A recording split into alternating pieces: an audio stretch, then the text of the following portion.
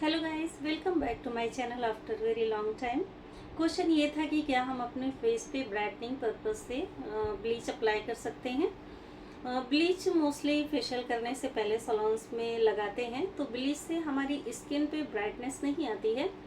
Bleach का काम ये होता है कि हमारे फेस पे जो रोएं या छोटे छोटे बाल होते हैं वो उनको ब्लॉन्ड या ब्राउन कर देता है, जिसकी वजह से स्किन थोड़ी फेयर लगने लग जाती है, जो कि मोस्टली इस तरह के बॉक्सेस में आते हैं।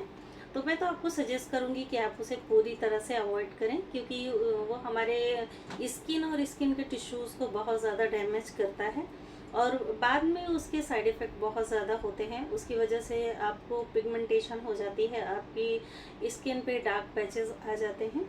तो अगर आपके फेस पे रोए हैं तो उसके लिए एक आसान सा सॉल्यूशन ये है कि इस तरह से, जैसे ये मैंने नायका से ये चीज़ परचेज़ की है। ये फेस रेजर्स आते हैं। अगर आपके फेस पे ज़्यादा रोए हैं तो आप ये परचेज़ कर लीजिए। ये इसके अलावा आपको डेली बेसिस पे अपने स्किन का बहुत ज़्यादा ख्याल रखना होता है। अगर आप मेकअप कर रहे हैं, हर रोज़ रात को सोने से पहले आपको मेकअप को रिमूव करना मस्ट होता है। आप डायरेक्ट अगर सोप से अपने फेस को वॉश कर लेते हैं तो उससे मेकअप पूरी तरह से हमारे फेस से क्लीन नहीं होता है। उसके लिए पहले आपको टिश्यू पेपर की हेल्प से कोई लिक्विड बेस्ड क्लींजर हो या जेल बेस्ड भी आता है, क्रीम बेस्ड भी आता है, आप उससे अपने मेकअप को पहले प्रॉपरली रिमूव कर लें। उसके बाद कोई अच्छा सा फेस वॉश लेके आप अपने फेस को क्लीन कर लें। फेस वॉश में आजकल कोरियन ब्रांड्स बहुत ज़्यादा आ रहे हैं, जैसे ये मेरे पास राइस वाटर ब्राइटनेस, ये इस तरह का फेस वॉश है। आप अपने बजट के अकॉर्डिंग कोई भी ले सकते हैं। मैंने ये ट्राई किया तो ये बहुत अच्छा लगा मुझे, इसलिए मैंने आपको ये दिखाया। आप कोई भी परचेज़ कर सकते हैं। तो मेकअप रिमूव करने के बाद आप फिर फेस वॉश करें, और फेस वॉश करने के बाद आप अपने फेस पे मॉइस्चराइज़र ज़रूर अप्लाई करें। सीज़न कोई भी हो, समर हो या विंटर हो। और 30-35 के बाद तो मस्ट होता है कि आप अपने फेस पे 2 से 3 बार मॉइस्चराइज़र अप्लाई करें। इससे आपकी स्किन हाइड्रेट रहती है, उससे स्किन डल नहीं होती है, और रात में तो बहुत ज़रूरी होता है। मॉइस्चराइज़र के साथ आपको सुबह में और दोपहर में 2 बार सनब्लॉक लगाना बहुत ज़रूरी होता है। अगर आप बाहर निकल रहे हैं तो ये सिर्फ आपको सनरेज से प्रोटेक्ट ही नहीं करता, बल्कि जैसे आप घर पे हैं तो आप किचन में काम करते हैं तो हीट या आप लाइट्स की वजह से भी आपकी स्किन पे इफेक्ट पड़ता है, तो आपको सनब्लॉक लगाना ज़रूरी होता है। जैसे मैं अभी ट्रू डर्मा का सनब्लॉक यूज़ कर रही हूँ। तो आप अपनी स्किन के अकॉर्डिंग, आपका स्किन टाइप जो है, या आप अपने डर्मेटोलॉजिस्ट से पूछ के सन ब्लॉक ज़रूर यूज़ करें। ये सुबह में और दोपहर में दो सन ब्लॉक आपको सिर्फ सुबह में और दोपहर में यूज़ करना होता है। इससे आपकी स्किन प्रोटेक्ट रहती है। रात में हम दूसरी क्रीम्स अप्लाई करते हैं। मॉइस्चराइज़र मस्ट होता है। फेस वॉश करने के बाद मॉइस्चराइज़र लगाएंगे और उसके बाद हम कोई भी नाइट क्रीम्स हमें ज़रूर लगानी चाहिए। इससे हमारी स्किन हेल्दी रहती है। अगर आपके फेस पे ज़्यादा डलनेस है, पैचेस हैं या पिगमेंटेशन वगैरह है, तो फिर आपको उसके साथ सीरम ज़रूर यूज़ करना चाहिए। सीरम में मैं आपको, अगर पिगमेंटेशन है तो मैं आपको ये VCX का ये सीरम सजेस्ट करूँगी। इससे आपकी पिगमेंटेशन ख़त्म होती है। टाइम लगता है, लेकिन इससे आपकी पिगमेंटेशन ख़त्म हो जाती है। ये पर्सनली क्योंकि मैं यूज़ करती हूँ, इसलिए मैं आपको ये बता रही हूँ। आप इसे स्टार्ट्स में डेली यूज़ करें।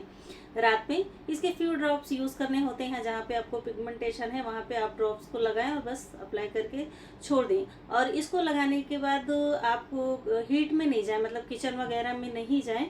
इसे एकदम आप सोने से जस्ट पहले सीरम को यूज़ करें। इससे आपकी स्किन भी फेयर होती है, आपकी स्किन की डलनेस भी दूर होती है, आपके फेस पे ब्राइटनेस भी आती है। मतलब ये कि स्किन केयर करना बहुत ज़रूरी होता है, और ये डेली बेसिस पे होता है। ये एक तरह से मेंटेनेंस होता है कि मतलब आफ्टर लॉन्ग टाइम जब आप अपने फेस को या स्किन को बहुत ज़्यादा ख़राब कर लें और फिर आपका फिर वो बजट बिगड़े और आपको ज़्यादा खर्च करना पड़े, तो उससे बेहतर है कि आप डेली बेसिस पे आप अपनी स्किन रूटीन को अच्छे से मेंटेन रखें। और अगर आपको जैसे कि डेड स्किन वगैरह आ जाती है तो आप वीकली अपने फेस पे स्क्रब वगैरह कर सकते हैं। इस प्रोडक्ट को आप हफ्ते 10 दिन में 15 दिन में यूज़ कर सकते हैं। गर्मियों में आप ज़रूर यूज़ करें। ये आपके डेड स्किन को रिमूव कर देता है और आपके फेस पे स्किन पे फ्रेशनेस लाता है।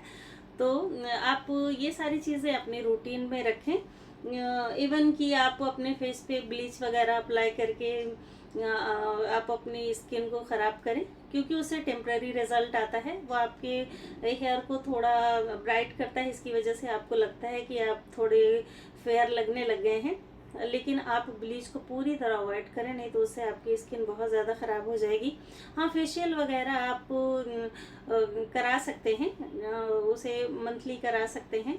वो आपके पोर्स को क्लीन करता है और उससे थोड़ा आपके फेस पे ब्राइटनेस आती है। लेकिन वहाँ पे भी आप जहाँ से करा रहे हैं वहाँ हाइजीन वगैरह का आपको ध्यान देना ज़रूरी होता है।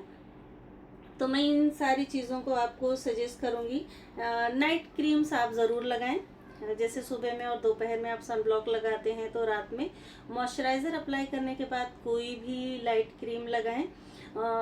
नाइट क्रीम भी आपकी स्किन को लाइट भी करती है, हाइड्रेट करती है, और उससे आपके ग्लोई इफेक्ट भी आता है। जैसे ये मेरे पास एपीलाइट की नाइट क्रीम्स हैं। ये सारी क्रीम्स की पिक्चर्स मैं आपको इसमें अभी शो कर दूंगी, दिखा दूंगी।